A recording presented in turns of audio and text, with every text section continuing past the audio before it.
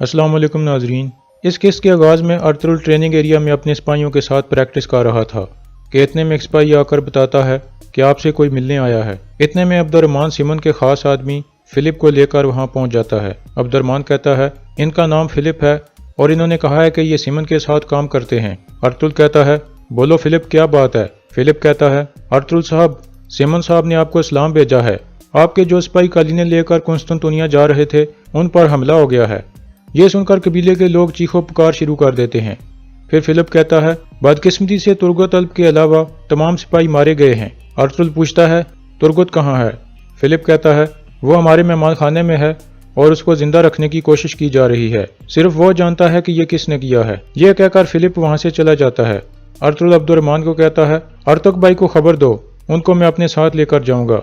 फिर अर्तुल हाइमा खातून से कहता है हम जाकर देखते हैं वालिदा, आप शहीदों के घर वालों को देखो और उनको अकेला मत छोड़ना और उन्हें बताएं कि हमारे शहीदों के खून का बदला जरूर लिया जाएगा।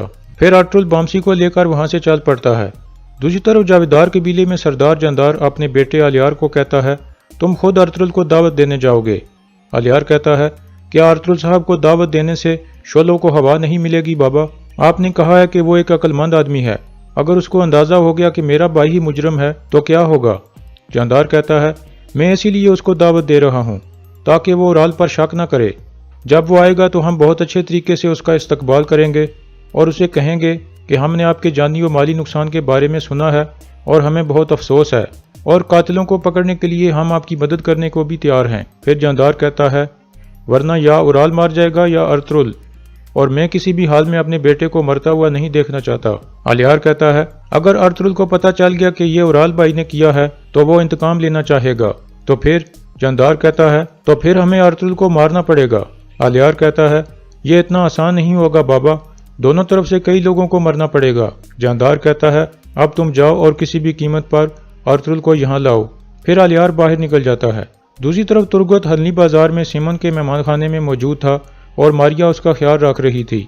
फिर मारिया कहती है मैंने जो करना था कर दिया है, अब मजीद चीज़ों के लिए हमें डॉक्टर दरकार होगा। सिमन पूछता है क्या ये बच जाएगा? मारिया कहती है ये आसान नहीं होगा, यहाँ इसका अच्छी तरह से ख्याल रखने वाला कोई नहीं है।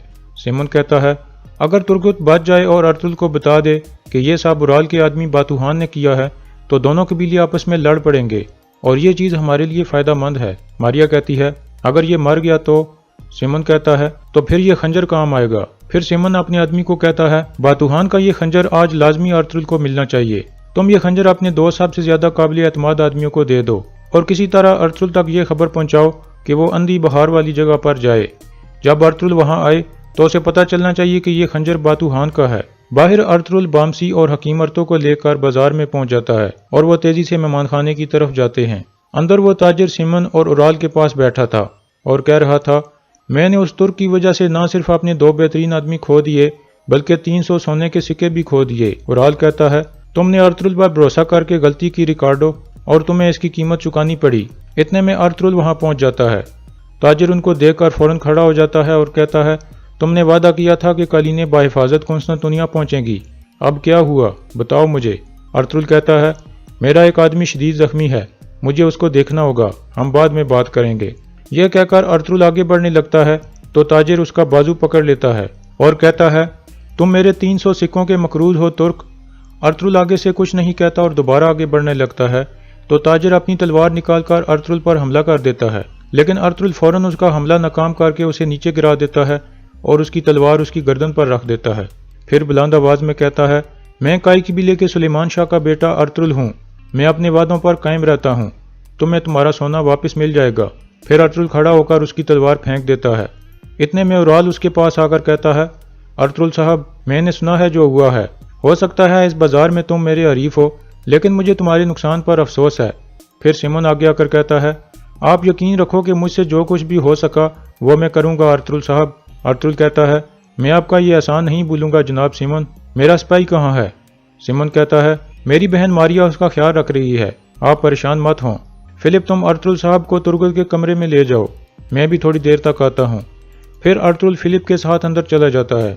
उनके जाने के बाद उराल हाथ आगे करके ताजिर को उठाता है और कहता है यह कीमत थी तुम्हारी चालाकी की रिकार्डो। इसके बाद वो तीनों एक मेज पर बैठ जाते हैं। दूसरी तरफ अर्तुल अंदर तुर्गत के पास पहुंचता है और उसके जख्मों को देखकर गमगीन हो जाता है। फिर हकीम अर्तुग आगे आता है। मारिया कहती है, तलवार इनके बाजू और पीछे की तरफ लगी है, लेकिन असल जख्म पेट वाला है। किसी अहम अज़ू को तो नुकसान नहीं पहुंचा, लेकिन खून काफी बह गया है। मैं एक नर्स भी रह चुकी हूँ, अगर आप चाहें तो मैं मदद कर सकती हूँ। हकीम अर्तुग कहता है, ठीक है, आप मुझे सफाई के लिए कपड़ा और गर्म पानी ला दो। फिर अर्तुल मारिया से पूछता है, तुर्गत किसे मिला था और कहाँ मिला था? मारिया कहती है, यह मुझे कारा जैसर के करीब मिला था। अर्तुल कहता है, तुम वहाँ क्या कर रही थी? मारिया कहती है, हम उधर अपनी कुछ रकम वसूल करने जा रहे थे तो ये रास्ते में पड़ा हुआ मिला। अर्तुल पूछता है, मेरे बाकी सिपाही कहाँ हैं? मारिया कहती है, वो बाहर हैं। सिमन भाई ने घोड़ा गाड़ी भिजवाकर लाशें मंगवा ली थीं। मुझे आपके नुकसान का बहुत अफसोस है। दूसरी तरफ सिमन उस ताजिर को कहता है, तुम्हारी कालीनें जल चुकी हैं, क्या तुम खाली हाथ वीनस वापस जाओगे? उराल साहब की पेशकश अभी भी है, एक कालीन के बदले 3 सिक्के। इसके अलावा माल को बाहिफाजत कुंस्तांतुनिया पहुंचाने की जिम्मेदारी भी हम दोनों उठाएंगे।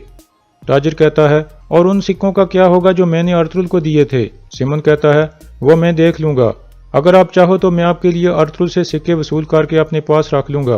ताजिर कहता है, मेरे पास और कोई चारा नहीं है, 3 दिन में मुझे वापस जाना होगा, इसलिए मैं अब उराल साहब से कालीनें ले लूंगा। फिर सिमन उराल से कहता है, रिकार्डो को बाहर तक 1500 कालीनें चाहिए, क्या तुम इनके लिए कालीनें तैयार कर सकते हो? उराल कहता है, ठीक है, मैं कर लूंगा। फिर वो खड़ा होकर ताजिर से हाथ मिलाता है। दूसरी तरफ अर्तुल और बामसी बाहर आकर अपने शहीद सिपाहियों की लाशों को देखते हैं और फातिहा ख्वानी करते हैं। इसके बाद अर्तुल कहता है, ये जिसने भी किया है हम उसको बहुत खौफनाक मौत देंगे। इतने में सिमन भी वहां आ जाता है और कहता है, जिसने भी ये किया है वो इंसान नहीं हो सकता, वो इतने घटिया हैं कि कालीनों के लिए उन्होंने आदमियों को कत्ल कर दिया। अब ये हम दोनों की जिम्मेदारी है कि उनसे बदला लें। अर्तुल पूछता है, और आप क्या जानते हो इस बारे में? वो लोग कौन थे? सिमन कहता है, मारिया ने बताया है कि वो तादाद में काफ़ी ज़्यादा थे और उनके भी काफ़ी आदमी मारे गए हैं, लेकिन वो उनकी लाशों को उठाकर ले गए हैं और कालीनों को जला दिया है। अर्तुल कहता है, इसका मतलब है वो चोर नहीं थे? सिमन कहता है, हाँ, ऐसा लगता है कि कोई आपके खिलाफ रंजिश रखता है। अर्तुल सोच में पड़ जाता है। फिर सिमन कहता है, उराल पर शक न करना अर्तुल साहब, वो कल रात अपने कबीले में मौजूद था, इसके अलावा वो इतनी घटिया हरकत नहीं कर सकता। इतने में अलियार भी बाजार में पहुंच जाता है। साथ वाला सिपाही उसे बताता है कि ये अर्तुल है और उसके साथ बामसी अल्प है और उनके साथ इस बाजार का मालिक सिमन है। अलियार कहता है, ठीक है, अब तुम जाओ। दूसरी तरफ हकीम अर्तुग तुर्गत के जख्म को टांके लगाकर सी देता है। इतने में अर्तुल और बामसी वहां पहुंचते हैं। अर्तुल पूछता है, क्या सूरत हाल है? हकीम अर्तुग कहता है, मारिया ने तुर्गत का अच्छा ख्याल रखा है भाई, वरना तुर्गत की जान भी जा सकती थी। अभी हम इसे कबीले में नहीं ले जा सकते क्योंकि इसकी हालत बहुत नाजुक है।